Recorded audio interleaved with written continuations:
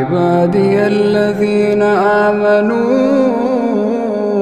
إن أرضي واسعة فإياي فاعبدون كل نفس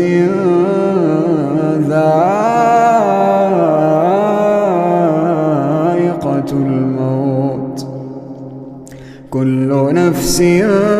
ذائقة الموت ثم إلينا ترجعون والذين آمنوا وعملوا الصالحات لنبوئنهم